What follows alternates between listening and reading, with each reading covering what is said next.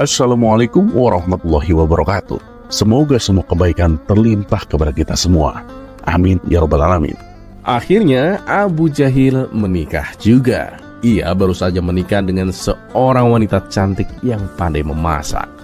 Karena keahlian istrinya itu, Abu Jahil memutuskan untuk membuka sebuah warung makan. Benar saja, dalam waktu singkat warungnya ramai dipadati pembeli. Orang-orang menganggap Abu Jahil sangat beruntung, punya istri baru yang cantik dan berbakat. Beruntung sekali Abu Jahil, istri barunya cantik dan pandai memasak, makanya warungnya selalu ramai, ujar salah satu warga. Ya itu kan wajar, istrinya jago masak, pasti semua orang suka makan di sana, timpal warga lainnya. Suatu hari Abu Nawas dan kawan-kawannya mendatangi warung makan Abu Jahil. Melihat mereka datang, Abu Jahil pun langsung menghampiri dengan niat mempermalukan Abu Nawas. Hei, kalian mau makan di sini? Memang bawa uang berapa? Di sini tidak boleh berhutang, ujar Abu Jahil dengan sombong. Abu Nawas dengan tenang menjawab, tidak usah khawatir Abu Jahil, kami pasti akan bayar. Alah, apalagi yang bicara kamu Abu Nawas, mana mungkin aku percaya. Kamu itu kan miskin. Coba deh nyari istri itu seperti saya, udah cantik, pandai masak lagi. Pertengkaran itu segera dihentikan oleh salah satu teman Abu Nawas yang berkata, sudahlah Abu Jahil, tidak usah bertengkar, aku yang akan mentraktir mereka. Saat suasana mulai tenang, seorang lelaki buta juga masuk ke warung dan duduk tak jauh dari mereka. Abu Jahil segera menghampiri si lelaki buta itu dengan sopan. Tuan, mau pesan apa? Bawakan saja sendok bekas makan pembeli, jawab si lelaki buta. Meskipun heran, Abu Jahil menuruti permintaan itu. Saat sendok diberikan, lelaki buta tersebut menciumnya lalu berkata, ini sop iga sapi, saya pesan itu. Abu Jahil pun terkejut. Bagaimana tuan bisa tahu? Tanyanya keheranan. Oh, itu mudah. Aku cukup mencium aroma dari sendok ini, jawab si lelaki buta dengan santai. Abu Jahil semakin kagum dan penasaran. Kalau minumnya, tuan ingin pesan apa? Tanyanya kembali. Bawakan aku gelas bekas minum pembeli, aku akan memilihnya sendiri, kata si lelaki buta. Abu Jahil segera membawakan 3 gelas. Setelah mencium gelas-gelas tersebut, lelaki buta itu berkata, gelas pertama ini teh campur madu, aku tidak suka. Gelas kedua juga tidak enak, sepertinya teh campur serai. Nah, yang ketiga ini baru aku suka, teh campur daun jeruk. Abu Jahil semakin kagum, tak habis pikir dengan kehebatan penciuman lelaki buta itu. Kekaguman yang sama juga dirasakan oleh Abu Nawas dan kawan-kawannya yang menyaksikan kejadian tersebut. Setelah menyantap makanan, si lelaki buta itu hendak membayar. Aku sudah selesai, berapa total semuanya? Tanyanya. Abu Jahil yang masih penasaran mencoba kembali menguji kehebatannya. Tuan, tidakkah tuan ingin mencicipi hidangan penutup? Bagaimana kalau kita buat taruhan tuan? Jika tuan bisa menebak hidangan penutup yang kuberikan, maka makanan yang sudah tuan makan gratis. Tapi kalau salah, tuan harus membayar 2 kali lipat. Bagaimana? Si lelaki buta itu pun setuju. Baiklah, bawakan sendoknya. Abu Jahil segera menuju ke dapur, lalu menghampiri istrinya dengan rencana yang licik. Taruh sendok ini di ketiakmu sebentar, kata Abu Jahil. Untuk apa? Tanya istrinya kebingungan. Sudah, turuti saja perintahku, kata Abu Jahil dengan nada memerintah. Meski bingung, istrinya menuruti permintaan Abu Jahil. Sementara itu, Abu Nawas dan kawan-kawannya yang melihat tingkah laku Abu Jahil hanya bisa geleng-geleng kepala. Terus-terusan saja dia mengerjai orang, bisik Abu Nawas kepada teman-temannya. Abu Jahil kembali mendatangi si lelaki buta dengan membawa sendok yang telah ditaruh di ketiak istrinya. Ini tuan, sendoknya, ujar Abu Jahil sambil cengengesan. Lelaki buta itu mengambil sendoknya dan menciumnya. Tiba-tiba si lelaki buta itu terkejut. Sejak kapan Jamal bekerja di sini? Tanya si lelaki buta dengan nada penuh keheranan. Abu Jahil ikut terkejut. Jamal? Jamal siapa? Maksud tuan gimana? Tanya balik Abu Jahil. Jamal, itu namanya waktu masih menjadi laki-laki. Setelah menjadi perempuan, namanya diganti menjadi Jubaidah. Dulu dia adalah mantan istriku. Begitu aku tahu dia sebenarnya laki-laki, aku langsung menceraikannya. Memang sudah lama Jamal bekerja di sini, jelas lelaki buta. Spontan, Abu Nawas dan kawan-kawannya tertawa terbahak-bahak. Abu Jahil yang mendengar hal itu langsung jatuh pingsan. Ternyata Jubaidah yang dimaksud lelaki buta itu adalah istri baru Abu Jahil.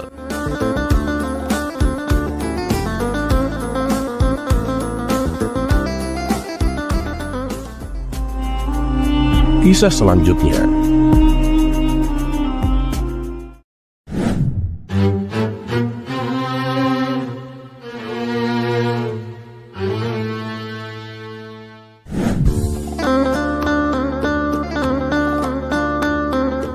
Baginda Raja Harun Ar-Rasyid kembali merasa penasaran dengan sebuah pernyataan yang sering ia dengar dari para ulama dan dari kitab suci. Karena itu ia memanggil Abu Nawas ke istana. Seperti biasa, Baginda Raja ingin mendapatkan jawaban yang bijak dan menghibur dari orang paling cerdik di kerajaannya. Setelah Abu Nawas tiba di hadapan Baginda Raja, Harun Ar-Rasyid langsung menyampaikan pertanyaan dengan serius. "Abu Nawas," kata Baginda Raja, "aku pernah mendengar bahwa kebanyakan penghuni neraka adalah wanita. Menurutmu mengapa bisa begitu, Abu Nawas?" Abu Nawas hanya tersenyum tipis, menyadari bahwa pertanyaan ini penuh dengan jebakan. Jika ia salah menjawab, ia bisa membuat marah para wanita di kerajaannya, termasuk istri-istri Baginda Raja sendiri. Tapi seperti biasa, kecerdikan Abu Nawas tidak pernah diragukan. Ia berpikir sejenak sebelum menjawab dengan hati-hati. "Paduka," kata Abu Nawas dengan tenang, "pertanyaan ini sangat mendalam. Namun jika Paduka berkenan, izinkan hamba menjelaskannya dengan sebuah perumpamaan." Raja Harun Ar-Rasyid yang terkenal gemar mendengarkan perumpamaan cerdas dari Abu Nawas mengangguk setuju. "Baiklah Abu Nawas, jelaskan dengan perumpamaanmu." Abu Nawas pun memulai perumpamaannya. "Bayangkan Paduka, ada seorang pedagang yang membuka sebuah toko besar. Di dalam toko itu ia menjual berbagai macam barang, mulai dari baju, perhiasan, parfum, hingga alat rumah tangga dan lain-lainnya. Setiap hari banyak pelanggan yang datang silih berganti." Baginda Raja mendengarkannya dengan seksama. Abu Nawas pun melanjutkan, "Menurut Paduka, siapakah yang paling sering datang ke toko itu dan membeli barang?" Baginda Raja berpikir sejenak dan menjawab dengan yakin, "Tentu saja para wanita, Abu Nawas. Mereka akan senang berbelanja dan memilih-milih barang." Abu Nawas pun tersenyum lebar. "Nah Paduka, begitulah jawabannya. Sama seperti toko tadi, neraka mungkin seperti sebuah toko besar yang menjual banyak hal, seperti amarah, gosip, iri hati, kesombongan, dan dosa-dosa lainnya. Dan sayangnya, kadang-kadang para wanita yang lebih tertarik untuk berbelanja barang-barang tersebut, Paduka." Baginda Raja Harun Ar-Rasyid tertawa terbahak-bahak mendengar analogi cerdas dari Abu Nawas. "Jadi maksudmu para wanita suka berbelanja dosa-dosa itu ya Abu Nawas?" Abu Nawas tetap tersenyum, tapi ia menjawab dengan cerdik, "Tentu saja ini hanya sebuah perumpamaan Paduka. Namun bukan berarti para wanita tidak bisa berubah menjadi pelanggan surga. Mereka juga bisa berbelanja amal dan kebaikan. Semua tergantung pada pilihan mereka Paduka. Dan begitu pun dengan kita semua." Baginda Raja yang tadinya tertawa kini mulai merenung. Setelah beberapa saat ia pun berkata, "Jawabanmu sangat bijak Abu Nawas. Engkau telah menjawab dengan humor tetapi juga dengan makna yang mendalam. Aku mengerti sekarang bahwa bukan hanya soal wanita atau pria, melainkan lebih kepada pilihan apa yang kita ambil dalam hidup ini." Abu Nawas pun membungkuk dengan hormat. "Benar sekali Paduka. Neraka dan surga terbuka untuk semua orang, tergantung dari apa yang kita pilih untuk dibeli dalam kehidupan ini Paduka." Baginda Raja tersenyum puas dengan jawaban Abu Nawas dan sekali lagi merasa kagum dengan kecerdikannya.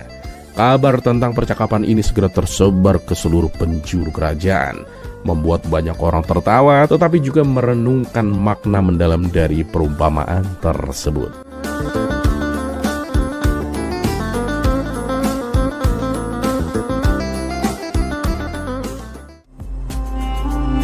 Kisah selanjutnya.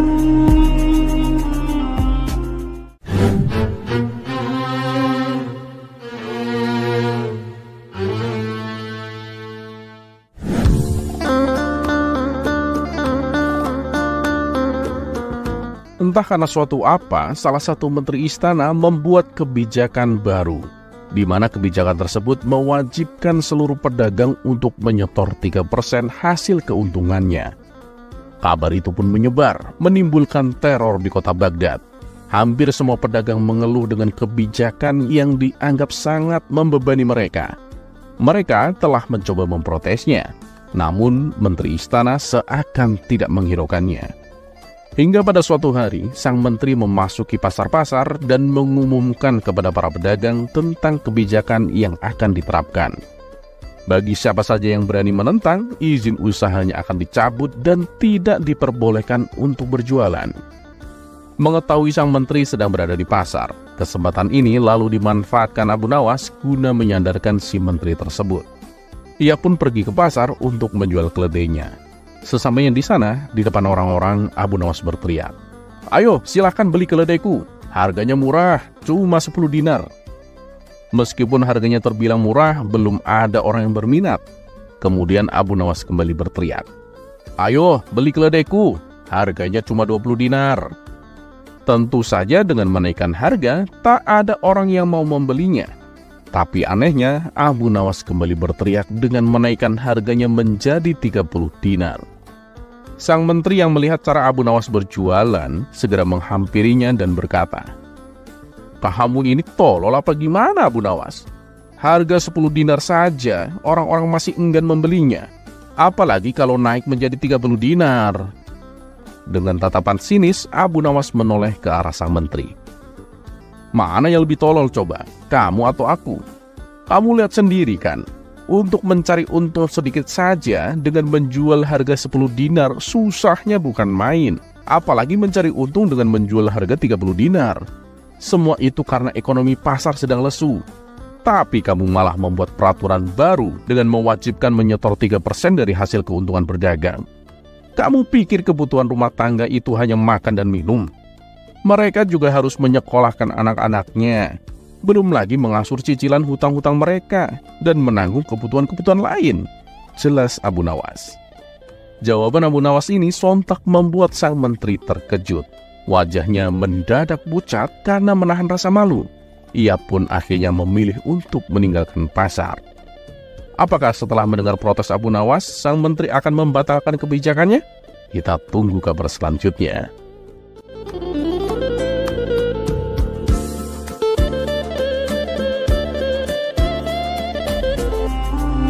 Kisah selanjutnya.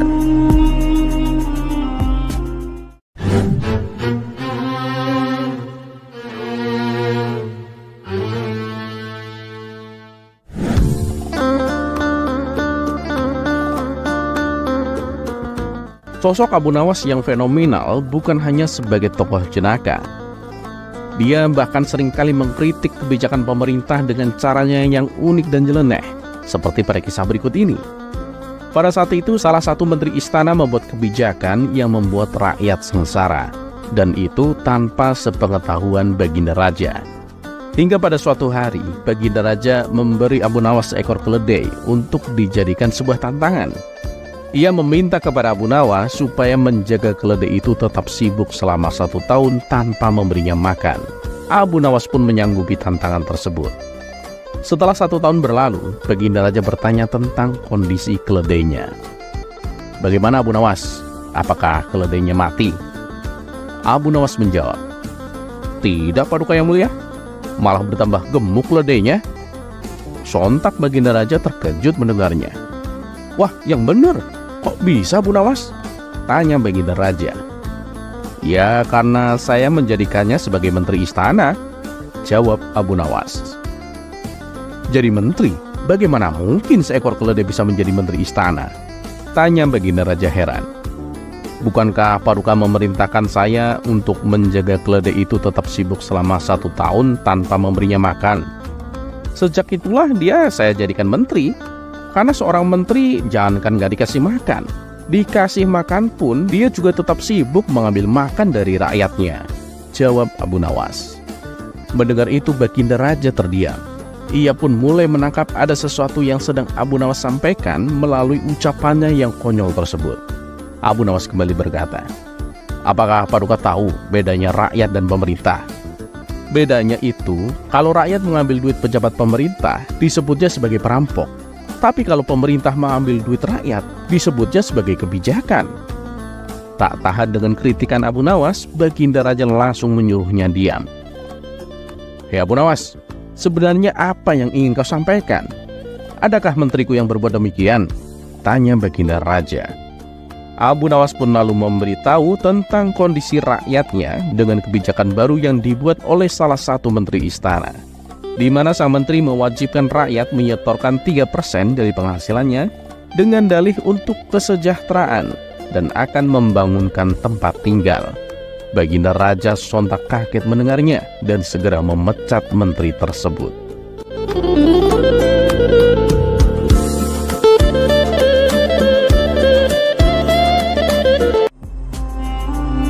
Kisah selanjutnya.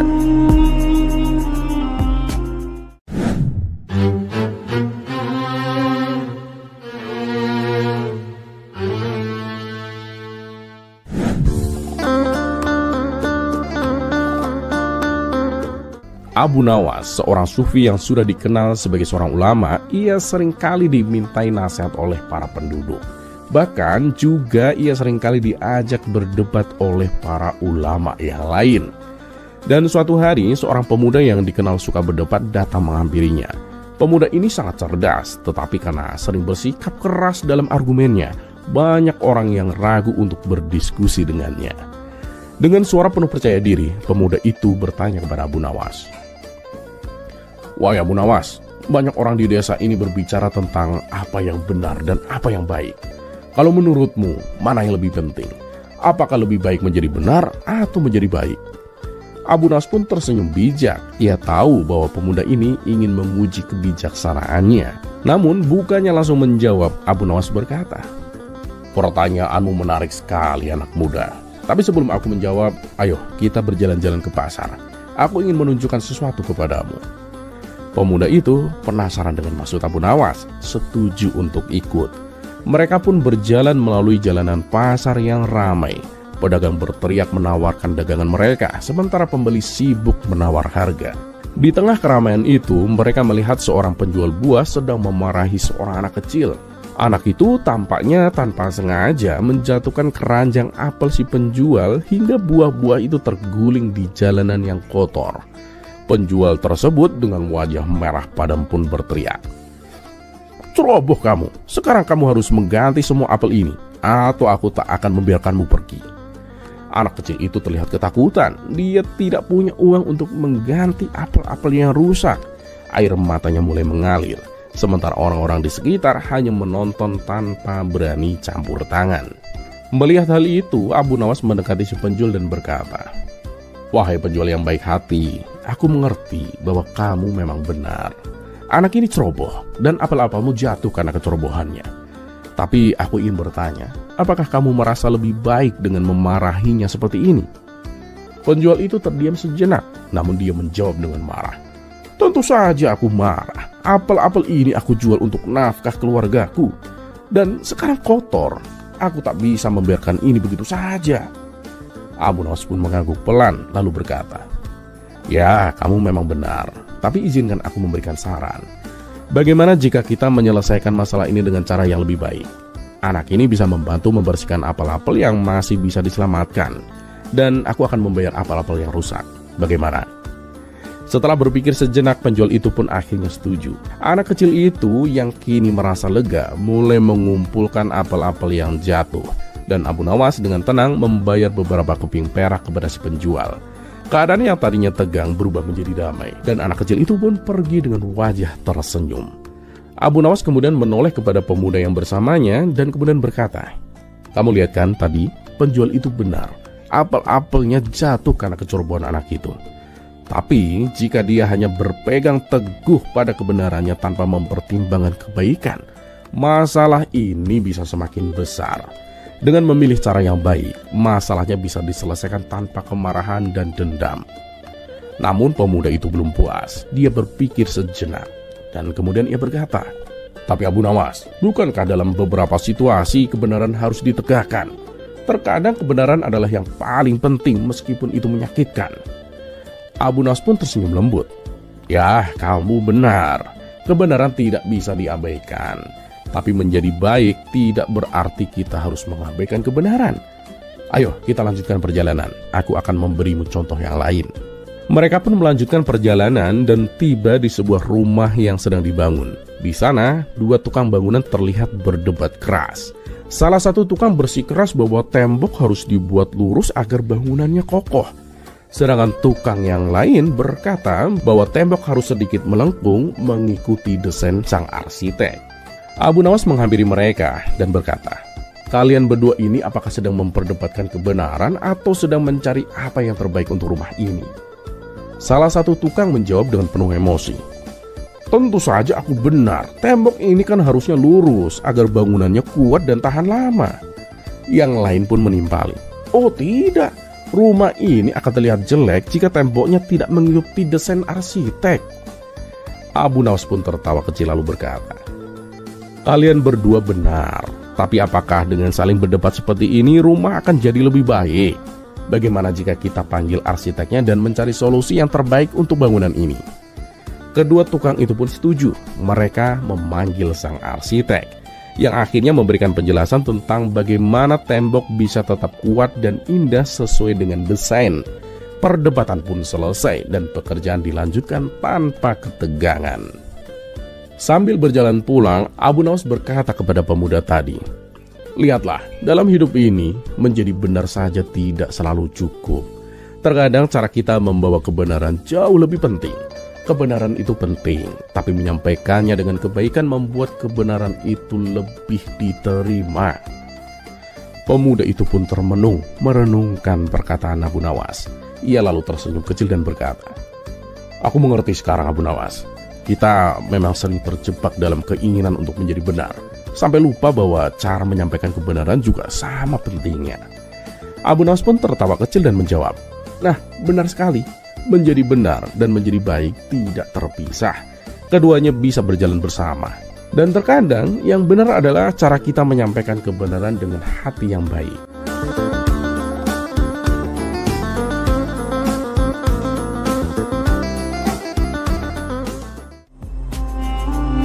Kisah selanjutnya.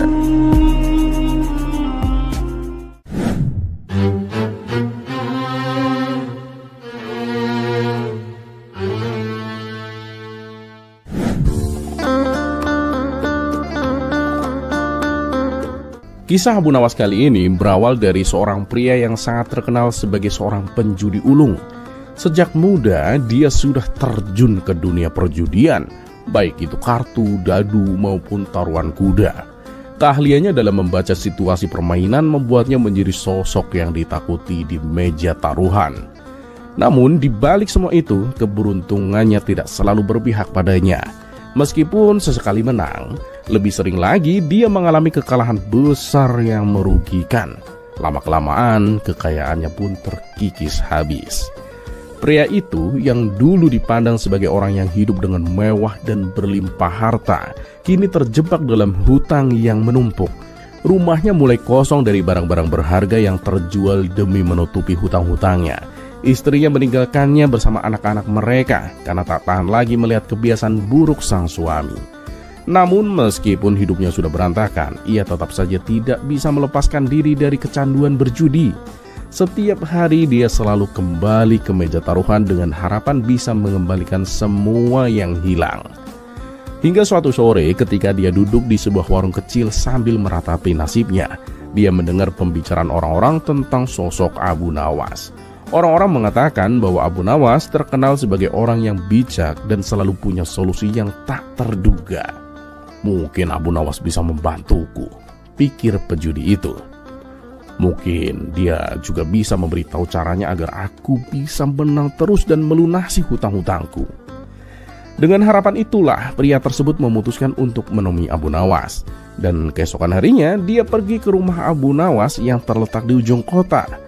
Setibanya di sana, dia menemukan Abu Nawas sedang duduk santai di halaman rumahnya yang sederhana. Dengan sopan, si penjudi mengetuk pintu gerbang dan memberikan salam. "Tuan Abu Nawas, aku datang untuk meminta bantuanmu, Tuan," kata si penjudi dengan suara yang penuh harap. "Namaku tidak sepenting masalah yang aku hadapi, Tuan. Aku ini seorang penjudi, dan hidupku kini hancur karena kebiasaan buruk itu, Tuan. Aku telah kehilangan hartaku, keluargaku, dan semua yang pernah aku miliki. Namun meski aku sadar bahwa berjudi hanya membuatku menderita, aku tak bisa berhenti, Tuan. Aku datang kepada Tuan karena aku mendengar bahwa Tuan itu adalah orang yang bijaksana.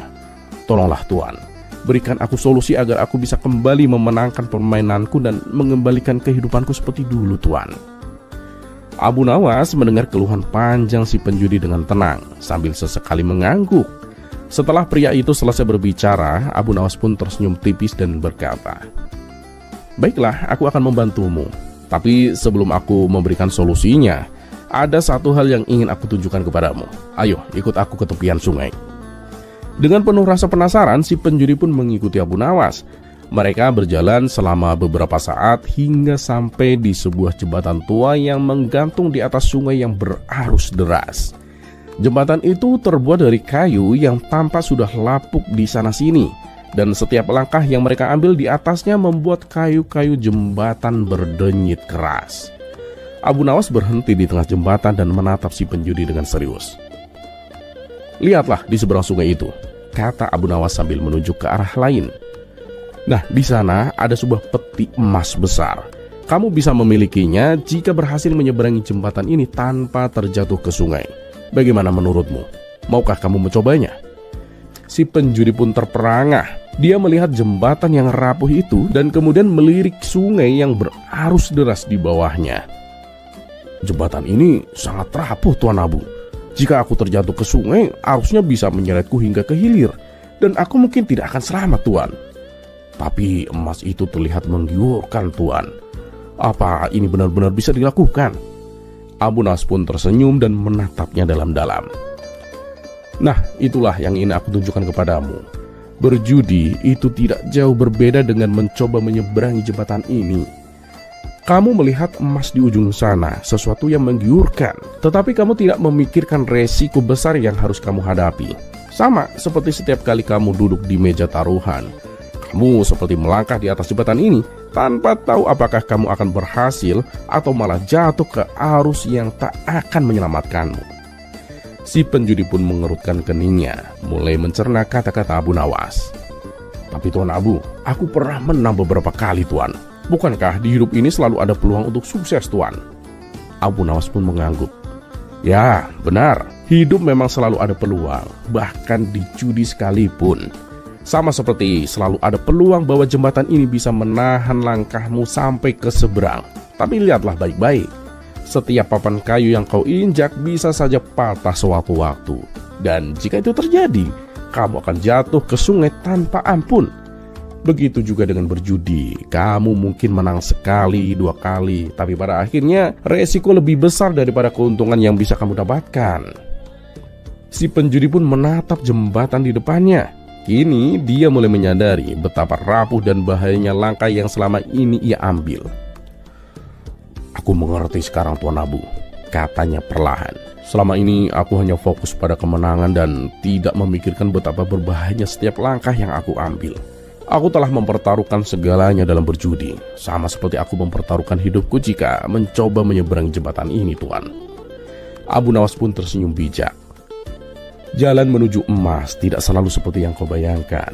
Terkadang ketika kamu terlalu terfokus pada kekayaan yang tampak di depan mata, kamu lupa melihat bahaya di bawah kakimu. Berjudi tidak memberikan jaminan. Bahkan jika kamu menang, itu hanya sementara, sedangkan kerugianmu pasti bisa lebih besar." Dengan kepala tertunduk, si penjudi pun mengangguk pelan. "Aku tak ingin hidupku terus seperti ini, Tuan Abu. Aku sudah kehilangan terlalu banyak. Aku akan berhenti berjudi. Mulai sekarang aku akan meninggalkan kebiasaan burukku ini." Abu Nawas pun menepuk bahu si penjudi dengan lembut. "Nah, itu keputusan yang bijak. Pergilah pulang, perbaiki hidupmu, dan kembalilah kepada keluargamu. Waktu dan perhatian yang kau berikan kepada mereka jauh lebih berharga daripada emas yang kau kejar selama ini." Si penjudi pun tersenyum untuk pertama kalinya setelah sekian lama. Dengan hati yang lebih ringan, dia berterima kasih kepada Abu Nawas dan pulang dengan tekad yang baru. Dia tahu bahwa jalan yang dia tempuh sekarang mungkin akan sulit, tapi setidaknya dia telah melepaskan dirinya dari jeratan perjudian yang telah menghancurkan hidupnya.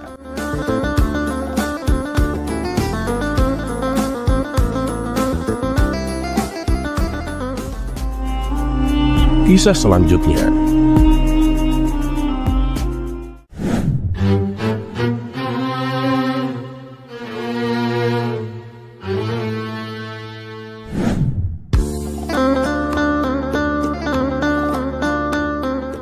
Dikisahkan ada seorang ateis berteriak di tengah alun-alun kota Baghdad. Ia berkata bahwa dirinya tak mempercayai Tuhan. Dan untuk membuktikan ucapannya, ia akan terjun ke sungai Tigris. Kalau Tuhan itu memang ada, dia pasti akan menolongku agar tidak mati tenggelam, teriaknya di hadapan orang-orang.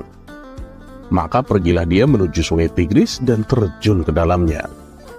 Perilaku orang ateis tersebut mendapat berbagai macam tanggapan. Ada yang mencemooh, banyak pula yang menghujat.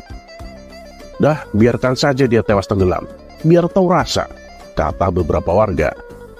Namun dari sekian banyak orang yang jengkel dengan sikapnya, ternyata ada saja yang merasa kasihan dan hendak menolongnya. Akan tetapi si ateis menolaknya. Aku gak mau ditolong siapapun, kecuali oleh Tuhan yang kalian anggap itu ada. Orang yang berusaha menolong pun tak jadi melakukannya. Walah, dasar orang gila, umpat orang-orang yang menyaksikan. Setelah berjam-jam terombang-ambing di air sungai, si ateis pun mulai kelelahan. Tapi ia tetap pada pendiriannya. Sementara Abu Nawas yang baru saja pulang dari pasar, melihat banyak orang berkerumun di tepi sungai. Ini ada apa ini? Kok ramai sekali? Tanya Abu Nawas kepada salah satu warga. Kemudian Abu Nawas diberitahu perihal perilaku orang ateis yang ingin menguji adanya Tuhan. Tanpa pikir panjang, Abu Nawas segera menghampirinya. Mau apa kau kemari? Jangan tolong aku. Aku hanya mau ditolong oleh Tuhan, teriak si ateis. Lah, siapa juga yang mau menolongmu? Aku hanya mau memberitahu bahwa Tuhanku mengatakan padaku, dia sudah menunggumu di alam kematian. Dan katanya sudah tak sabar ingin menyiksamu, balas Abu Nawas. Mendengar hal itu si ateis menjadi gemetaran. Ia pun berusaha menyelamatkan diri supaya tidak tenggelam. Akan tetapi karena sudah kelelahan, usahanya itu pun sia-sia. Dan tubuhnya mulai hanyut tenggelam. Tolong aku Tuan, selamatkan aku, pinta si ateis kepada Abu Nawas. Waduh, maaf nih, aku kan bukan Tuhan, balas Abu Nawas. Setelah si ateis tak sadarkan diri dan tenggelam, barulah Abu Nawas mengangkatnya ke daratan. Ketika si ateis sadar dari pingsannya, ia pun bertanya, "Di mana aku? Apa aku di alam kematian?" Tanyanya ketakutan. "Lain kali kalau kamu berbuat seperti ini lagi, aku akan membiarkanmu," bentak Abu Nawas. Si ateis pun meminta maaf dan berterima kasih kepada Abu Nawas. Terlepas apakah cerita ini adalah cerita fiksi atau kenyataan, teruslah berbuat kebaikan.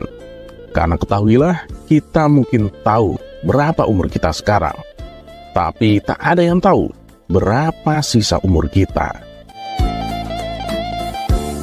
Dan seperti biasa, terima kasih. Wassalamualaikum warahmatullahi wabarakatuh.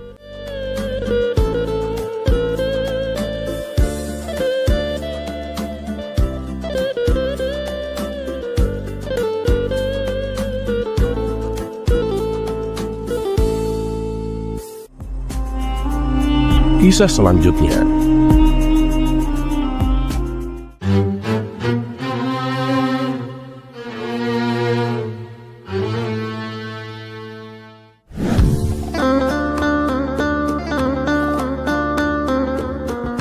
Ada yang aneh dengan yang dibawa Abu Nawas kali ini, membuat Baginda Raja Harun ar-Rasyid bertanya-tanya dan sempat membenarkan alasan Abu Nawas.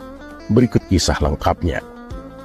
Sudah menjadi agenda rutin, Baginda Raja mengadakan pesta untuk menyambut hari jadi kota Baghdad.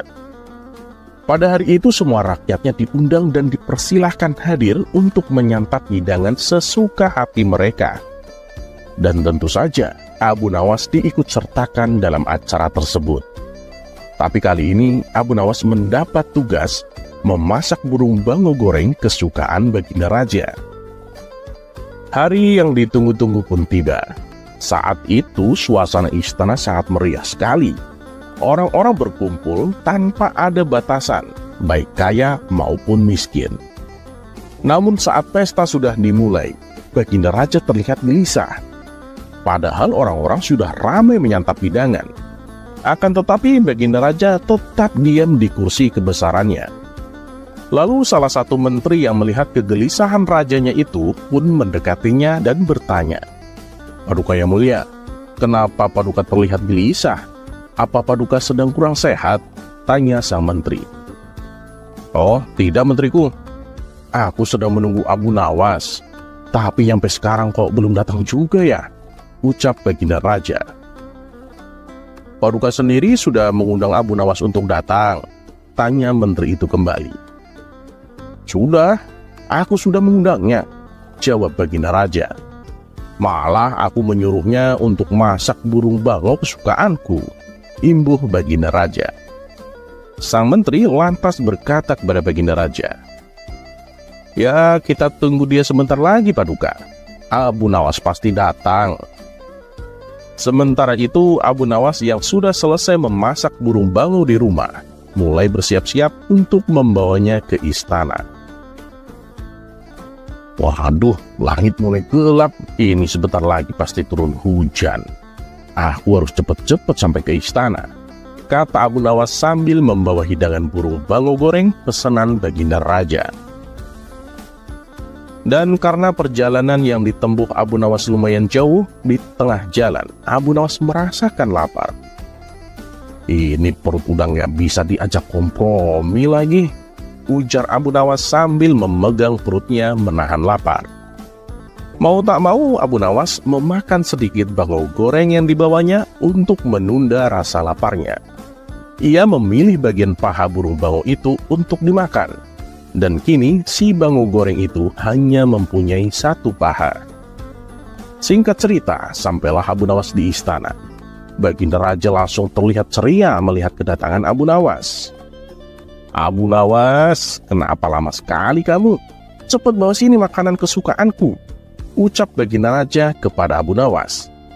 Abu Nawas pun lantas memberikan nampan yang berisi hidangan burung bangau goreng yang dimasaknya dari rumah. Tapi saat nampan hidangan dibuka, Baginda Raja merasa heran karena mendapati burung bangau goreng kesukaannya hanya mempunyai satu paha. Ia pun lantas bertanya kepada Abu Nawas, "Abu Nawas, ini kenapa pahanya cuma satu?" Tanpa merasa berdosa, Abu Nawas menjawab, "Ampun Paduka, burung bangau di sini memang aneh Paduka. Rata-rata kakinya cuma satu. Kalau Paduka tidak percaya, coba Paduka lihat sendiri burung bangau yang di pinggiran kolam taman istana itu. Tuh kan, mereka berdiri hanya dengan satu kaki," ujar Abu Nawas sambil menunjuk burung bangau yang memang sedang berdiri dengan satu kaki. Baginda Raja pun hanya manggut-manggut mendengar ucapan Abu Nawas. Kebetulan cuaca saat itu langit sedang mendung gelap. Tidak lama kemudian terdengar suara petir menyambar. Spontan beberapa burung bangau yang ada di kolam taman istana menjadi kaget dan ketakutan. Lantas burung bangau itu mengeluarkan satu kaki yang sedari tadi ditutupi oleh sayapnya, hingga tampaklah kedua kakinya.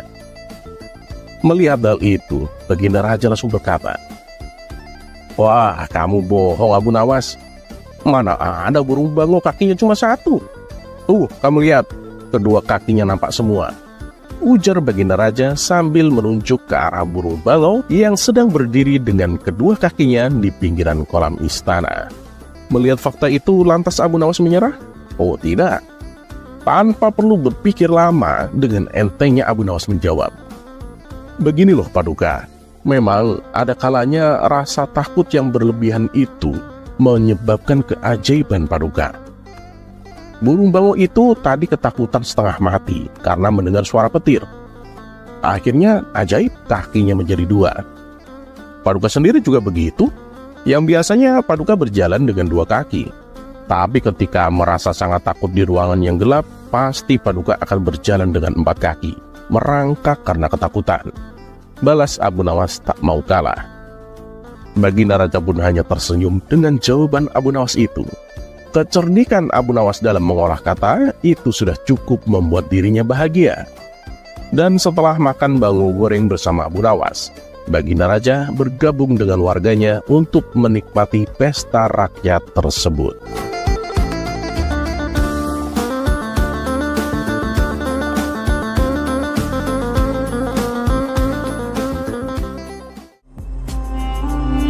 Kisah selanjutnya.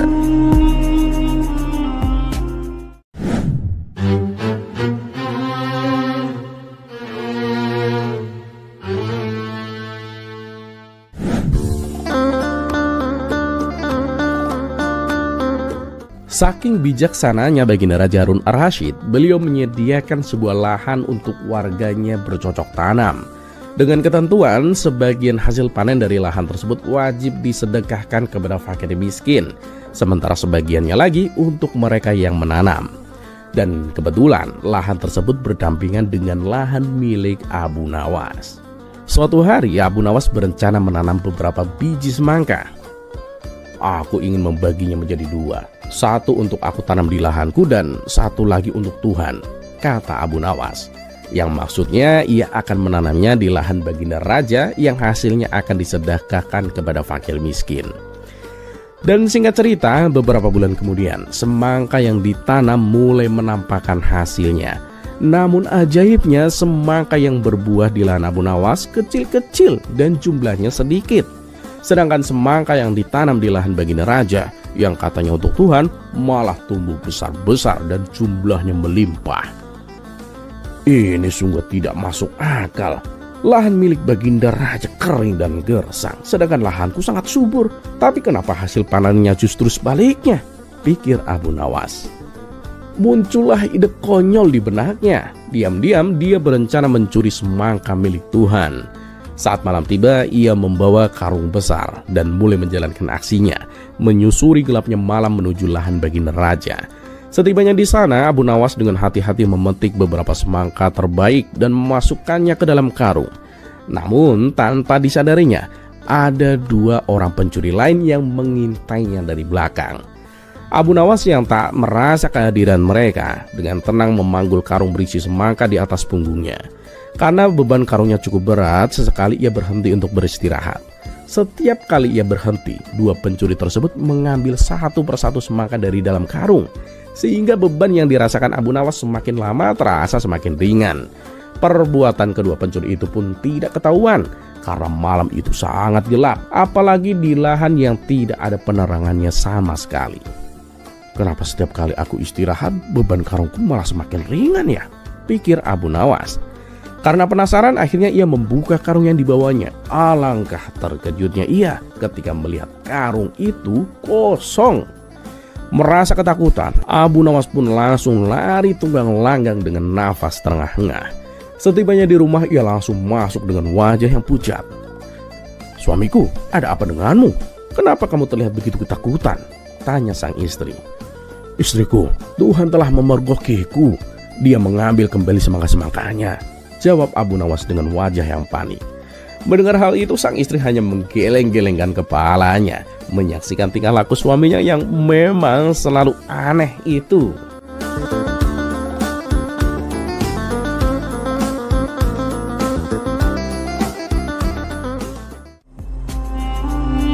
Kisah selanjutnya.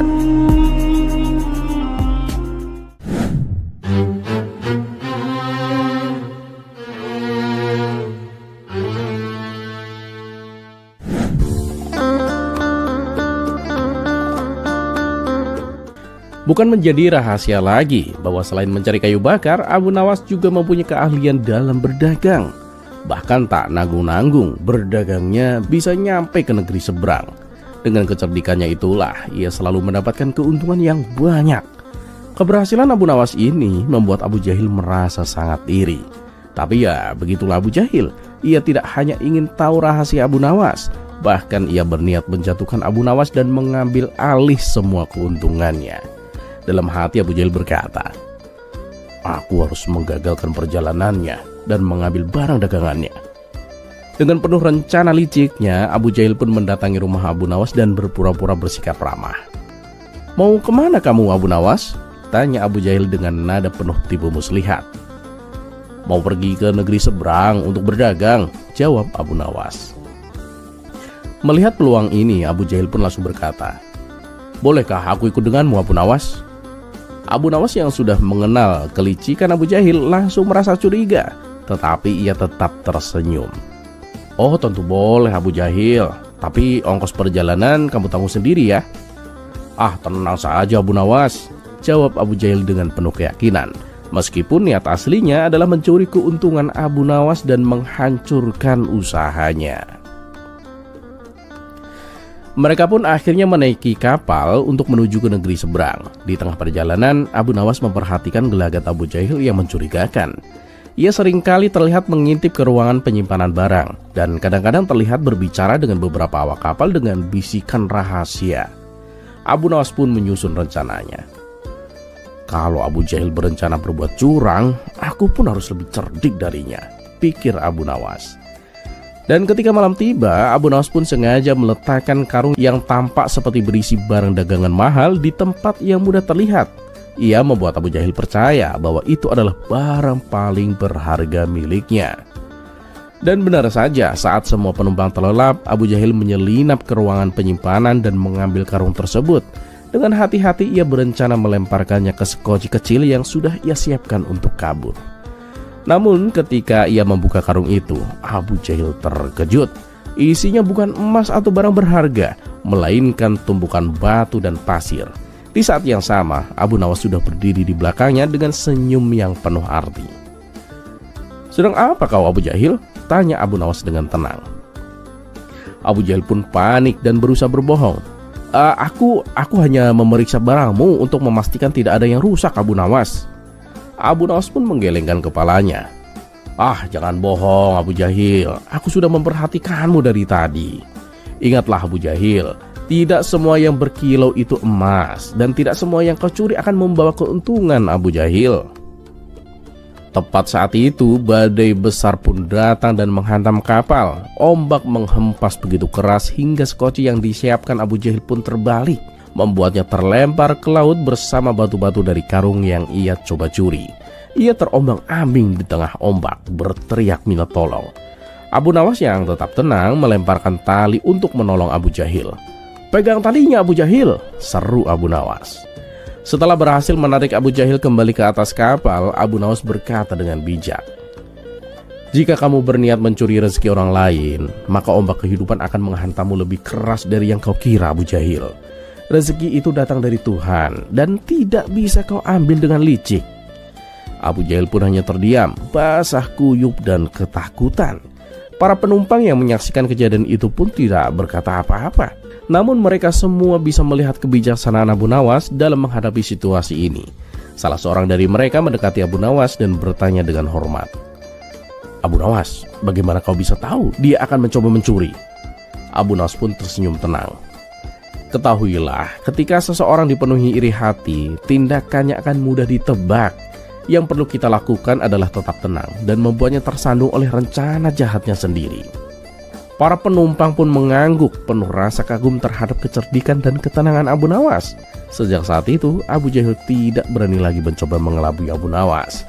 Perjalanan hari itu menjadi pengingat bagi mereka semua tentang pentingnya kejujuran dan ketenangan dalam menghadapi cobaan.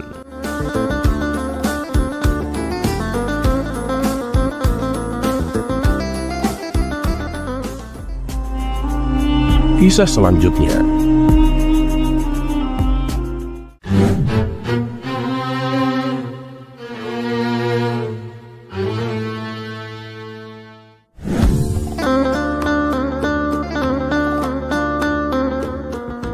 Memang semua sudah tahu dan kagum akan kecerdasan Abu Nawas.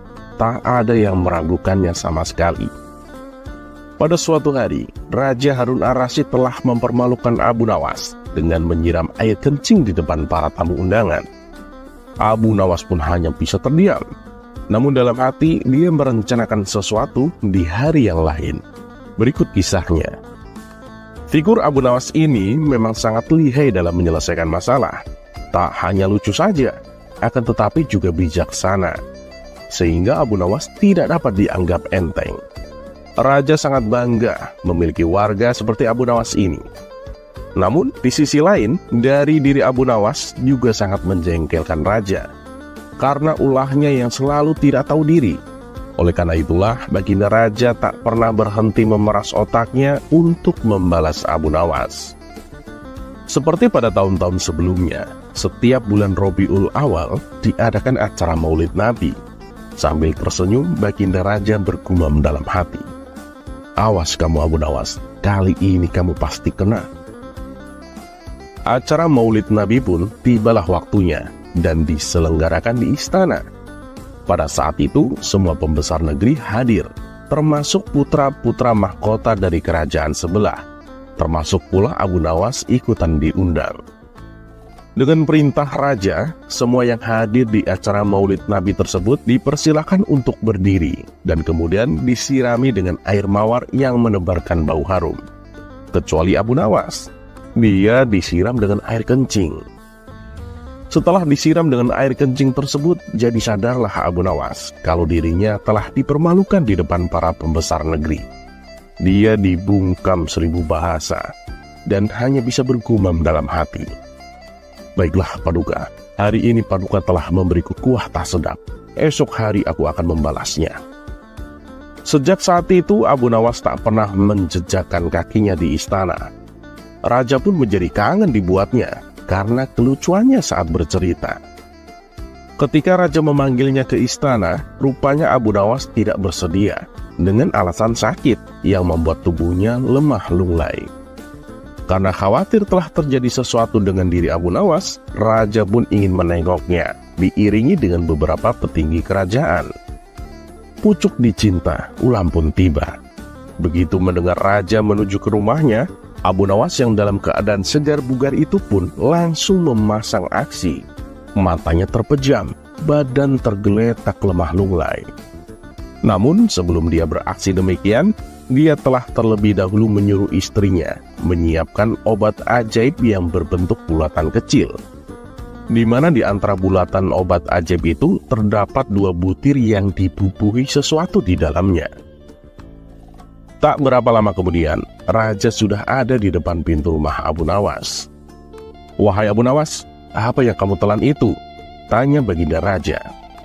"Ya inilah yang disebut obat ajaib Paduka.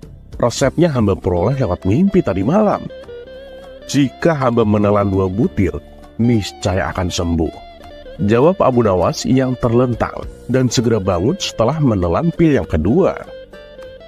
"Wah, kalau begitu aku juga mau minum obat ajaib itu Abu Nawas," kata baginda raja.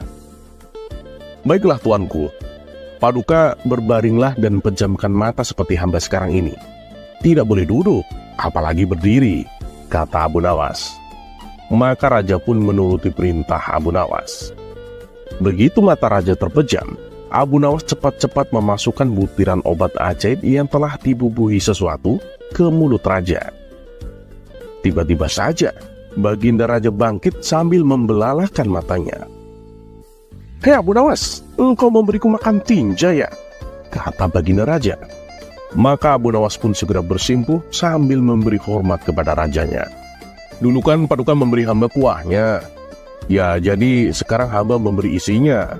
Nah, kalau Paduka tidak memberi hamba uang 1000 dinar, kejadian ini akan hamba ceritakan kepada khalayak ramai," kata Abu Nawas sedikit mengancam. "Diamlah hai Abu Nawas, jangan ngomong ke siapa-siapa. Nanti aku akan memberimu uang 1000 dinar," kata baginda raja. Setelah kejadian itu, raja dan semua pengikutnya kembali ke istana. Mereka pun menyiapkan pundi-pundi yang berisi uang 1000 dinar. Nah, untuk kesekian kalinya, Abu Nawas berhasil memperdayai rajanya, bahkan berhasil memalak rajanya. Terlepas apakah cerita ini adalah cerita fiksi atau kenyataan, karena hikmah adalah barang hilang seorang muslim. Di mana ia menemukannya, maka ia berhak mengambilnya.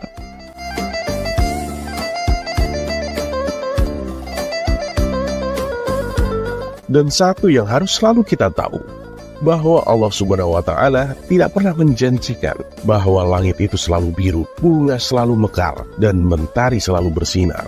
Tapi ketahuilah bahwa Dia selalu memberi pelangi di setiap badai, senyum di setiap air mata, berkah di setiap cobaan, dan jawaban di setiap doa.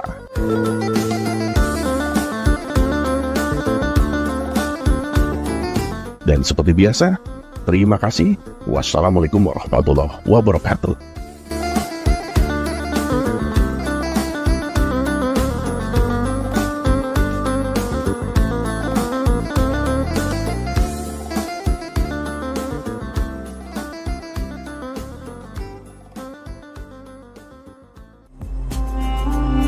Kisah selanjutnya.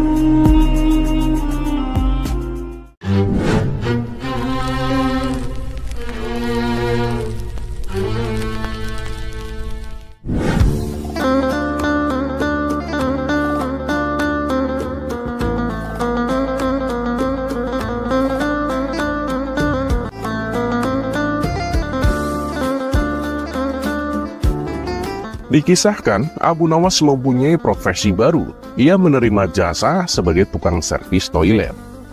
Karena seringnya mendapatkan orderan, ia sampai lupa waktu dan jarang beristirahat. Akibatnya dalam waktu beberapa hari, ia dilanda sakit panas dan demam. Ketika waktu menjelang malam, kondisi tubuh Abu Nawas semakin lemah. Panas demamnya juga semakin tinggi. Sang istri pun menjadi panik dan segera meminta bantuan seorang tabib. Namun ketika tabib tersebut datang, ia terkesan acuh tak acuh. "Ah, ini sih hanya sakit biasa. Minum pil ini, kalau besok tidak ada perubahan, panggil saya lagi," kata sang tabib sembari memberikan pilnya. Kemudian ia segera meninggalkan rumah Abu Nawas. Dan ternyata demam panas yang diderita Abu Nawas tak kunjung reda hingga keesokan harinya. Karena pil yang tabib berikan hanya pil biasa yang tidak ada khasiatnya. Sang istri pun kembali menemui tabib untuk meminta bantuan. Barulah pada saat itu, si tabib mengobati Abu Nawas dengan memberinya ramuan mujarab. Selang tidak berapa lama kemudian, kondisi Abu Nawas pun mulai membaik. "Wahai Tuan Tabib, kenapa Tuan tidak memberikannya dari tadi malam? Kasihan suami saya, dia semalaman tak bisa tidur," kata istri Abu Nawas. "Kamu ini, lagian malam-malam datang ke rumah. Saya kan sedang istirahat," balap si tabib dengan ketus. Beberapa hari kemudian, toilet di rumah sang tabib mampet tak bisa digunakan.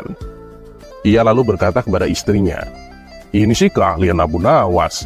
Akan kupanggil Abu Nawas kemari, supaya toiletnya dibetulkan." Mendengar hal itu, sang istri tabib pun membalas, "Ini kan sudah jam 2 malam, waktunya orang istirahat. Kenapa tidak besok saja?" Sang tabib pun kembali berkata, "Lah, emang kenapa? Apa salahnya? Saya juga sering dipanggil pasien jam segini. Kemarin saja saat Abu Nawas sakit, istrinya malam-malam juga datang ke sini." Maka berangkatlah sang tabib menuju rumah Abu Nawas. Sementara Abu Nawas yang sedang tidur pulas seketika terbangun karena mendengar pintunya diketuk.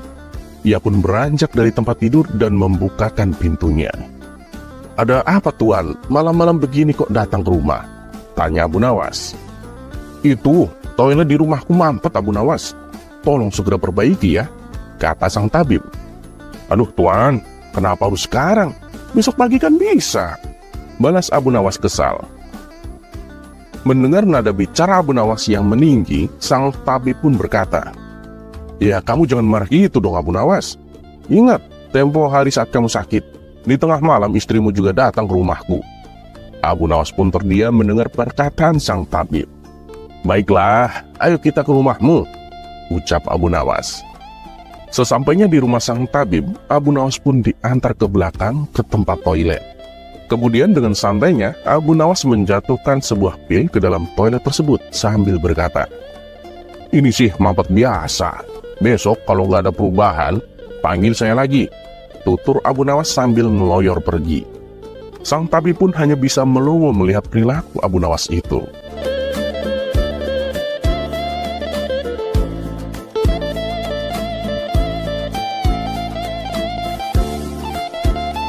Terlepas apakah cerita ini adalah cerita fiksi atau kenyataan, karena hikmah adalah barang hilang seorang muslim. Di mana ia menemukannya, maka ia berhak mengambilnya. Dan satu yang harus selalu kita tahu, bahwa Allah Subhanahu wa Ta'ala tidak pernah menjanjikan bahwa langit itu selalu biru, bunga selalu mekar, dan mentari selalu bersinar. Tapi ketahuilah bahwa Dia selalu memberi pelangi di setiap badai, senyum di setiap air mata, berkah di setiap cobaan, dan jawaban di setiap doa. Dan seperti biasa, terima kasih. Wassalamualaikum warahmatullahi wabarakatuh.